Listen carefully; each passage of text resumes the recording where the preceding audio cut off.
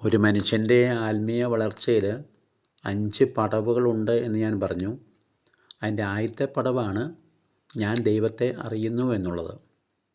രണ്ടാമത്തെ സ്റ്റെപ്പാണ് ദൈവം എന്നെ അറിയുന്നു എന്നുള്ളത്. പലർക്കും സംശയം ഇതാണ്, ഇവ തമ്മിലുള്ള വ്യത്യാസം എന്ത്? അപ്പോൾ ആദ്യത്തെ സ്റ്റെപ്പിലും ദൈവം എന്നെ അറിയുന്നില്ലേ? അതാണ് സംശയം. ആദ്യത്തെ സ്റ്റെപ്പിലും എല്ലാ സ്റ്റെപ്പുകളിലും ദൈവമായിരിക്കെ എന്നെ അറിയുന്നുണ്ട്. പക്ഷേ 1ഉം 2ഉം സ്റ്റെപ്പുകളിലെ വ്യത്യാസം ഇതാണ്. ഒന്നാമത്തെ സ്റ്റെപ്പിൽ ദൈവം എന്നെ അറിയുന്നുണ്ടെങ്കിലും ദൈവം എന്നെ അറിയുന്നു എന്ന ചിന്ത എനിക്കില്ല. കാരണം ഈ സ്കാൻഡിനേവിയൻ രാജ്യങ്ങളിലൊക്കെ ആളുകൾ അങ്ങനെയാണ്. എനിക്ക് ദൈവത്തെ അറിയാം, അത് മതി. ഞാൻ ആരാണെന്ന് എനിക്കും അറിയാം. അപ്പം ഞാൻ എൻ്റെ ഇഷ്ടത്തിന് ജീവിക്കുന്നു, ദൈവം ദൈവത്തിൻ്റെ ഇഷ്ടത്തിന് ആയിക്കോട്ടെ. എനിക്ക് ദൈവത്തെ ആവശ്യമില്ല, ദൈവത്തിന് എന്നെയും ആവശ്യമില്ലായിരിക്കാം, അല്ലെങ്കിൽ ഞാൻ തയ്യാറില്ല. അപ്പോൾ ഞാൻ എൻ്റെ കാര്യങ്ങൾ മാത്രം നോക്കി ജീവിക്കുന്നു. എൻ്റെ മുറിയിൽ എൻ്റെ വീട്ടിൽ ഒതുങ്ങി ഞാൻ കഴിയുന്നു.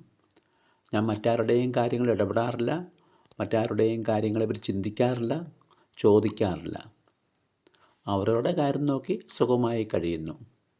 അപ്പോൾ സാമൂഹിക പ്രശ്നങ്ങളൊന്നുമില്ല.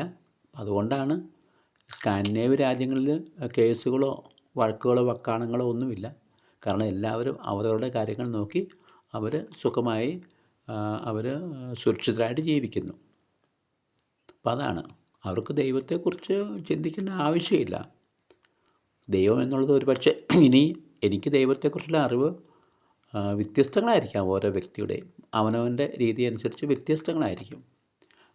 എന്നെ സംബന്ധിച്ച് എൻ്റെ അറിവനുസരിച്ച് ദൈവം എന്ന് പറയുന്നത് ഒരു നൂറ്റാണ്ടുകൾക്ക് മുമ്പുള്ളൊരു ചിന്തയാണെന്നോ അന്ധവിശ്വാസമാണെന്നോ ആവശ്യമില്ലാത്ത ഒരു ഘടകമാണെന്നോ, അപ്പോൾ അങ്ങനെയൊക്കെ എൻ്റെ അറിവനുസരിച്ച് എൻ്റെ ചിന്തകൾക്ക് വ്യത്യാസമുണ്ടാവാം. അത് ശരിയായിരിക്കണമെന്നില്ല. അപ്പോൾ അതാണ് ആദ്യത്തേലുള്ള വ്യത്യാസം. അതായത് ആദ്യത്തിൽ എനിക്ക് ദൈവം എന്നെ അറിയുന്ന ചിന്ത എനിക്കില്ല. എനിക്ക് ദൈവത്തെ അറിയാം, അത് മതി. ദൈവം ദൈവമായിട്ടിരുന്നോട്ടെ, ഞാൻ മനുഷ്യനായിട്ടോട്ട് കഴിഞ്ഞോളാം.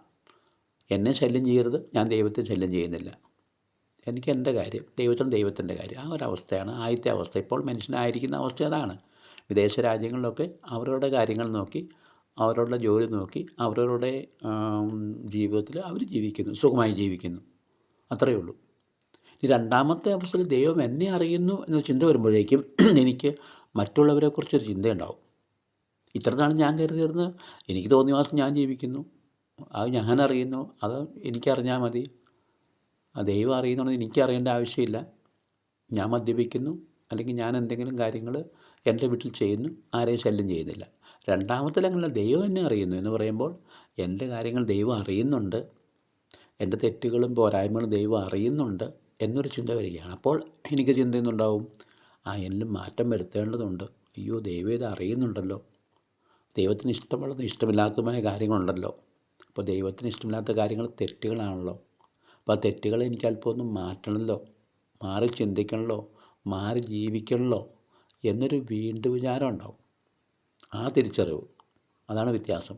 അപ്പോൾ ഒന്നാമത്തേൽ എനിക്ക് ദൈവത്തെ അറിയാം, ദൈവത്തിനെ ഞാൻ അറിയാതിരിക്കുക ചെയ്തോട്ടെ, എനിക്കതിനെപ്പറ്റി ബോധമായിട്ടല്ല ഞാൻ. രണ്ടാമത്തേൽ അങ്ങനെയല്ല, ദൈവം എന്നെ അറിയുന്നു എന്നൊരു ചിന്ത ഉണ്ടാവുകയാണ്. ദൈവം എന്നെ അറിയുന്നു, ദൈവം എന്നെ മനസ്സിലാക്കുന്നു, നന്മയും തിന്മയും ഉണ്ട്. അപ്പോൾ അങ്ങനെയെങ്കിൽ ഞാൻ ദൈവത്തെ അടുത്തറിയാനുള്ള അടുത്ത സ്റ്റെപ്പിലേക്കുള്ള അടുത്ത സ്റ്റെപ്പിലേക്കൊരു ചിന്ത ഉണ്ടാവുകയാണ് എനിക്ക് ദൈവത്തെ അടുത്തറിയണം, എനിക്ക് ദൈവത്തോടൊപ്പം ആയിരിക്കണം, എനിക്ക് ദൈവത്തിൻ്റെ അടുത്തിരിക്കണം എന്നൊരു ചിന്ത ഉണ്ടാവുകയാണ്. അപ്പോൾ എനിക്ക് അതിനെന്താണ് വഴിയെന്ന് ചിന്തിക്കും. എന്താണ് ഒരു വഴി? അപ്പം മനസ്സ് അസ്വസ്ഥമാകും കേട്ടോ.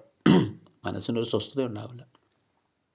ദൈവം എന്നെ അറിയുന്ന ചിന്ത ഉണ്ടാകുമ്പോഴേക്കും. ഈ സെൻറ്റ് അഗസ്റ്റിൻ ഒരു 16 വയസ്സ് മുതൽ കുറേ വർഷങ്ങളോളം അദ്ദേഹത്തിന് ഇങ്ങനെയാണ്, എനിക്ക് ദൈവത്തെ അറിയാം, അത് മതി, എൻ്റെ അറിവ് എനിക്കുണ്ട്, നല്ല അറിവുണ്ട്, അത് മതി, ഞാൻ എൻ്റെ ഇഷ്ടത്തിന് ജീവിക്കുന്നു. ആ ഒരു രീതിയായിരുന്നു. കുറച്ച് കഴിഞ്ഞപ്പോൾ അദ്ദേഹത്തിന് തോന്നി, ദൈവം എന്നെ അറിയുന്നുണ്ടല്ലോ, അപ്പോൾ ഞാനീ ചെയ്യുന്ന കാര്യങ്ങൾ ദൈവം അറിയുന്നുണ്ടല്ലോ, ഈ തെറ്റുകളൊക്കെ ദൈവം അറിയുന്നുണ്ടല്ലോ, അയ്യോ, അപ്പോൾ ഇത് ശരിയാണോ എന്ന് വീണ്ടും വിചാരം ഉണ്ടായി. അപ്പോൾ ഞാനൊന്ന് മാറണ്ടേ എന്ന ചിന്തയുണ്ടായി. മനസ്താപത്തിൻ്റെ ഒരു തിരി മനസ്സിൽ പതുക്കെ കത്താൻ തുടങ്ങി. അപ്പോഴാണ് പിന്നെ ഇതിനുള്ള വഴി എന്താണ്? അപ്പോഴാണ് നമ്മൾ ഓരോരുത്തരും മാറി ചിന്തിക്കുകയാണ്. നമ്മുടെ വഴിയൊന്ന് മാറ്റാൻ ആഗ്രഹിക്കുകയാണ്. അതിനെന്താണൊരു വഴി? അപ്പോൾ ചിന്തിക്കും, ഒരു ധ്യാനം കൂടിയേക്കാം, അല്ലെങ്കിൽ അല്പം കൂടി പ്രാർത്ഥനയിൽ നമുക്ക് സമയം ചെലവഴിക്കാം, മറ്റു കാര്യങ്ങളിൽ പോരാ. അപ്പോൾ അതാണ് സിന്തകസിന് മനസ്സിലായത്. അതായത് ആ ദൈവത്തിൽ എത്തിച്ചേരുന്നോളം വരെ എൻ്റെ മനസ്സ് അസ്വസ്ഥമായിരിക്കും. അപ്പോൾ ഈ രണ്ടാമത്തേൽ എനിക്ക് മനസ്സ് അസ്വസ്ഥമാകും. ഞാൻ ഈ ചെയ്യുന്നത് ശരിയല്ലെന്നൊരു ചിന്തയുണ്ടാവും, ഒരു പാവബോധവും കുറ്റബോധവും ഒക്കെ ഉണ്ടാവും. അപ്പോൾ ഒന്ന് മാറുന്ന ചിന്ത വരും. അപ്പോൾ ദൈവത്തെ അന്വേഷിക്കണം, ഏതാ ആ ശരിയായ വഴിയൊന്ന് നോക്കണം എന്നൊരു ചിന്തയുണ്ടാവും. അപ്പോൾ നമ്മൾ വേറൊരു വഴി നമ്മൾ ആലോചിക്കും. വഴി നമുക്ക് മാറ്റിവിടും. നമ്മുടെ ജീവിതത്തിൻ്റെ ചിന്തകൾ മാറും. അത് രണ്ടാമത്തെ സ്റ്റെപ്പാണത്. ദൈവത്തെ അറിയുവാനുള്ളൊരു ആഗ്രഹം, ഇത്രയേ ഉള്ളൂ.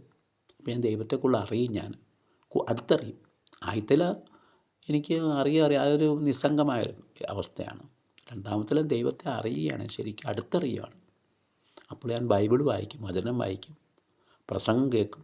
അപ്പോൾ എനിക്ക് അടുത്തറിയാൻ പറ്റും. അപ്പോൾ എനിക്കൊരു ഒരു മനസ്താപമൊക്കെ ഉണ്ടാവും. അപ്പോൾ ഞാൻ കുമ്പസാരിക്കാൻ പോകും. ആ ദൈവത്തെ അടുത്തറിയാൻ വേണ്ടി ചെയ്യുന്ന കാര്യമാണ്. ദൈവനെ അറിയുന്നു എന്നൊരു ചിന്ത കൊണ്ട് എനിക്ക് ദൈവത്തെ അറിയണം എന്നുള്ള ആഗ്രഹത്തിൻ്റെ പുറത്തുണ്ടാകുന്ന ഒരു കാര്യമാണ്. രണ്ടാമത്തിലാണ്. ഒന്നും രണ്ടും വ്യത്യാസം. ഇനി അടുത്ത വീഡിയോയിൽ ഞാൻ 3-4 തമ്മിലുള്ള വ്യത്യാസം വ്യക്തമാക്കാം. ഒക്കെ ദൈവം അനുഗ്രഹിക്കട്ടെ.